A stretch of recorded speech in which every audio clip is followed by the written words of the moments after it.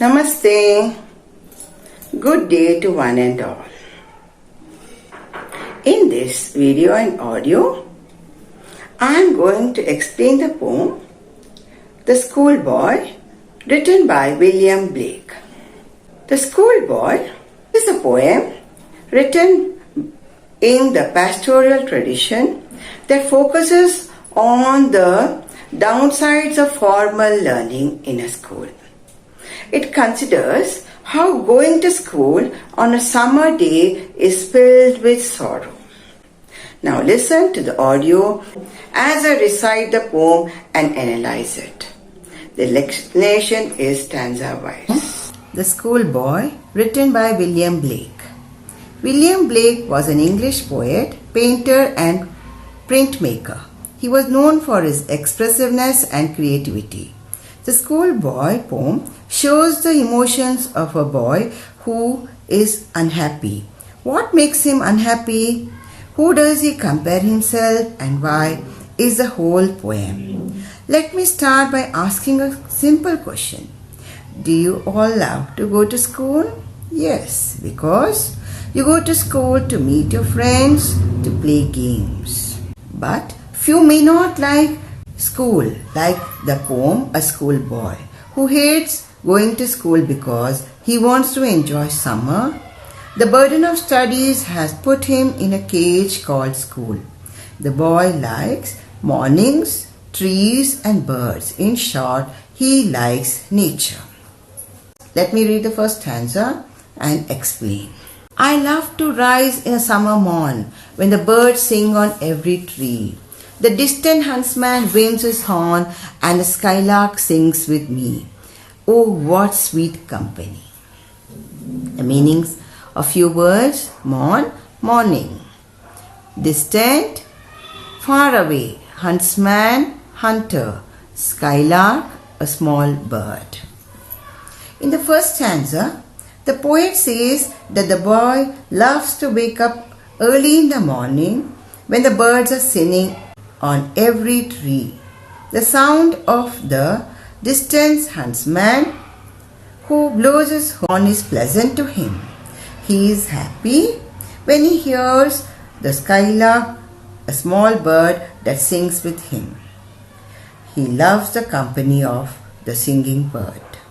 In brief, the nature seems to offer a sweet company to the boy is the meaning of the first stanza. But to go to school in a summer morn, oh, it drives all joy away. Under a cruel eye outworn, the little ones spend the day in sighing and dismay. Drives, disappears. Cruel, unkind. Outworn, tired. Here, I would like to tell, under a cruel eye, outworn means under the strict supervision of a teacher. Sighing, to breathe in grief. Dismay, sadness. The poem in the second stanza tells that the boy hates compulsorily going to school in the summer mornings, as it takes away all his joy, excitement or happiness. He is tired and puzzled and does not like to sit under the strict supervision of his teacher. The whole day he wants to enjoy the pleasures of summer. Then at times I drooping sit and spend many an anxious hour. Nor in my book can I take delight, nor sit in a learner's bower, worn through with dewy shower. Meaning of drooping sit, sitting due to boredom. Anxious, here it means nervous, restless. Delight, happiness. Worn, tired. Dreary, boring, dull. The boy here loves to sit in a garden where he can be taught in an interesting way by nature and not by a teacher. The next stanza says, the boy sometimes sits for a long time restless with his head hanging down due to boredom. He is nervous and filled with anxiety. The poet says that the boy neither enjoys reading the books nor does he like to sit and learn. He gets bored and has no interest sitting inside the classroom listening to the lecture of a teacher. He would like to go out in nature where he can study without a teacher as well as he can also enjoy the nature. Fourth stanza. How can the bird that is born for joy sit in a cage and sing?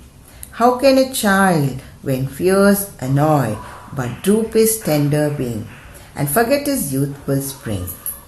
The meaning of droop, bend, tender, soft. Now, here the boy compares himself with a bird and a classroom with a cage. He says the bird cannot sing inside the cage. Similarly, he is unable to enjoy his childhood in the school. The poet here tells that students are afraid of teachers. So he feels he is a prisoner inside the classroom. As a caged bird cannot sing, how can a schoolboy enjoy childhood, who is always in fear of strict supervision of a teacher?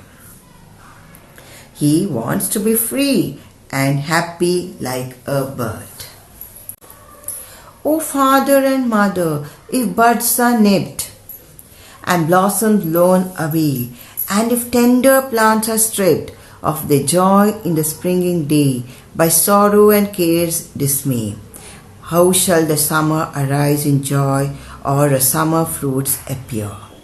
Nipped, bite or pinch sharply, stripped, clear or clean out. In the last stanza, the poet appeals or requests the parents not to harass the kids as they are very sensitive and delicate like the flowers and the birds. When children are overburdened with schoolwork and stripped of their freedom or happiness, they will not grow happily and droop down like the flowers. When the buds are nipped and the tender plants are stripped, they will never grow properly again and bear fruits. So, the poet says, without a happy childhood, this world will be full of sorrow. The poet makes a comparison between a damaged plant and the schoolboy. The main theme of the poem is the sorrow that the boy feels having to go to school when he wants to enjoy summer. It is a message to parents to see that their children are happy and free. They should not put the burden of studies on their kids. Kids should experience joy and live their childhood happily. The childhood should not be crushed in the name of learning and teaching. The boy set his point of view in this poem. But now kids can discuss with their parents and seek guidance from them. The school is also child-friendly, so the pupils enjoy going to school.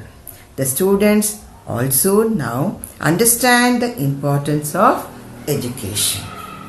I hope the whole poem is clear. Now, the rhyme scheme of the poem. Read the first stanza and note the last words. The first line ends with morn, which rhyme with the third line horn. So, give the alphabet A and A. The second line ends with tree and the fourth line ends with me. Give the alphabet B and B. The fifth line does not rhyme with the above words. Write C. The rhyme scheme here is A, B, A, B, C. Thank you. Thank you for watching the video and listening to the audio. This is Padma. Please subscribe.